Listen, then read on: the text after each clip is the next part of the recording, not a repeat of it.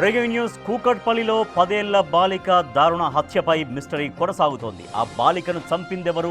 తెలిసిన వాళ్లే హత్య చేశారా? సీసీ ఫుటేజ్ విశ్లేషణలో ఏం తేలింది? పోస్ట్ మార్టం రిపోర్ట్లో ఏం తేలింది అనే అంశాలపై దర్యాప్తు కొనసాగుతోంది.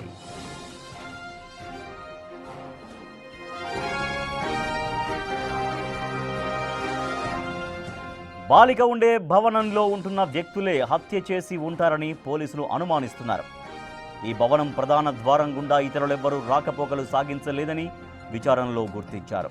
సోమవారం అర్ధరాత్రి ఒకరిని, మంగళవారం మరో 3 అనుమానితుల్ని తీసుకెళ్లి విచారిస్తున్నారు. మొత్తం 10 మంది అనుమానితుల్ని పోలీసులు అదుపులోకి తీసుకుని ప్రశ్నిస్తున్నారు.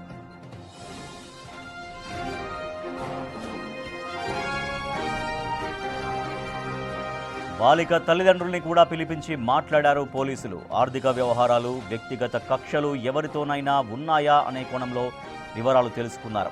ఆ భవనంలో నివసించే ఇతర రాష్ట్రానికి చెందిన యువకుడు చేతబడి నెపంతో ఘాతుకానికి పాల్పడ్డాడని ప్రచారం జరిగినా అది నిర్ధారణ కాలేదు. అనారోగ్యం కారణంగా చేతికి తాయెత్తులు కట్టుకున్నానని పోలీసులకు ఆ వ్యక్తి చెప్పినట్లు తెలుస్తోంది. దీంతో పోలీసులు హత్య జరిగిన ప్రాంతంలో సేకరించిన వేలిముద్రలతో సరిపోల్చడం, సెల్ ఫోన్ డేటా, ఇతర సాంకేతిక పరిజ్ఞానంతో కూడా దర్యాప్తు చేస్తున్నారు.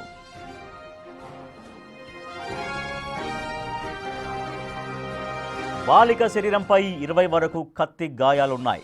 మెడపైనే 10 ఉన్నాయి. పోస్టు మార్టం ప్రాథమిక నివేదిక ప్రకారం హత్య సోమవారం ఉదయం 9:30 నుంచి 10:30 మధ్య జరిగినట్లు సమాచారం.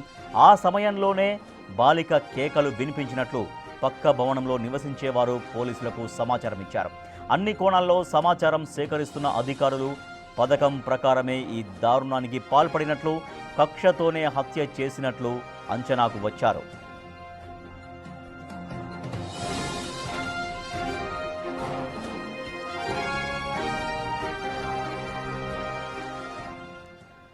మా ప్రతినిధి సుజాత దీనికి సంబంధించిన మరింత సమాచారం అందిస్తారు. సుజాత, మృతురాలి అంటే బాలిక హత్య కేసులో ఇంకా ఎటువంటి ఆధారాలు సేకరిస్తున్నారు? ఆ బాలిక పైన దాదాపుగా 20 గాయాలున్నాయి, మెడపైనే 10 గాయాలున్నట్టుగా తెలుస్తూ ఉంది. సో ఇంకా ఎవరెవరిని విచారించబోతున్నారు? ఇప్పటిదాకా ఎటువంటి పురోగతి సాధించారు దర్యాప్తులో?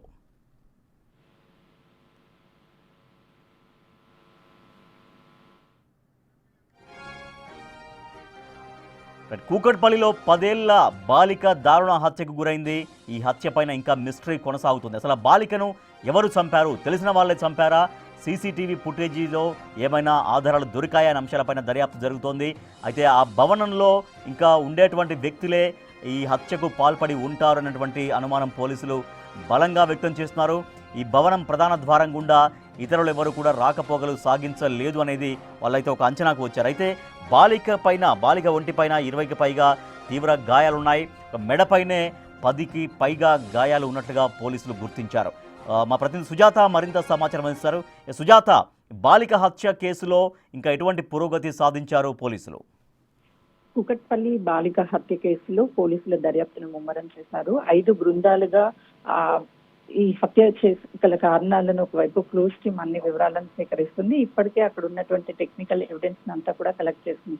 ప్రధానంగా ఆ బిల్డింగ్ కి సంబంధించి పరిసర చుట్టూ ప్రాంతాల్లో ఉన్నటువంటి వాళ్ళని కూడా పోలీసులు అదుపులో తీసుకుని ప్రశ్నిస్తున్నారు. ఆ బిల్డింగ్ లో ఉన్నటువంటి 2 అంతస్తుల్లో ఉన్నటువంటి వాళ్ళని కూడా పోలీసులు విచారిస్తున్నటువంటి పరిస్థితి ఉంది. అయితే ప్రధానంగా ఈ కేసుకు సంబంధించి బయట వ్యక్తులు ఎవరు కూడా లోపలికి రాలేదు, ఎక్కడ సీసీ కెమెరాల్లో రికార్డ్ అవ్వలేదు. కానీ ఫస్ట్ ఫ్లోర్, సెకండ్ ఫ్లోర్ లో ఉన్నటువంటి వ్యక్తులు ఉన్నారు. కింద ఓనర్స్ గ్రౌండ్ ఫ్లోర్ లో ఉన్నటువంటి వాళ్ళు హత్య జరిగినటువంటి టైంలో లేనట్లుగా తెలుస్తుంది. ఆ తర్వాత ఇంటికి వచ్చిన తర్వాత యజమానిని అడిగితే రోజు మేము ఇక్కడ ఉండేవాళ్ళమి, అవుటర్స్ ని కూడా లోపలికి అనుమతి ఉండదు, అక్కడ ఒక బోర్డ్ ని కూడా ఏర్పాటు చేశారు, డెలివరీ బాయ్స్ నాట్ అలౌడ్ అని చెప్పేసి. ఎవరైనా సరే పార్సల్స్ తీసుకొచ్చినా సరే ఆ బిల్డింగ్ మీదకి అనుమతి ఉండదు. అలాంటిది బయట వ్యక్తులు లోపలికి వచ్చే ఛాన్స్ ఉండదు.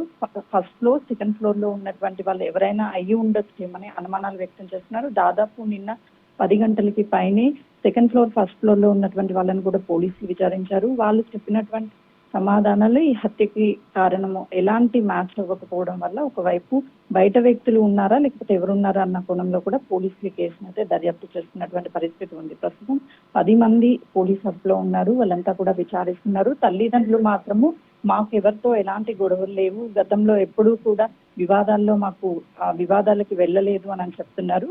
అంత ప్లాన్ ప్రకారము వాళ్ళ ఇంట్లో ఉపయోగించేటువంటి 3 చాక్స్ లో 2 చాక్సే ఉన్నాయి, ఒక చాక్ మిస్ అయింది అని చెప్తున్నారు.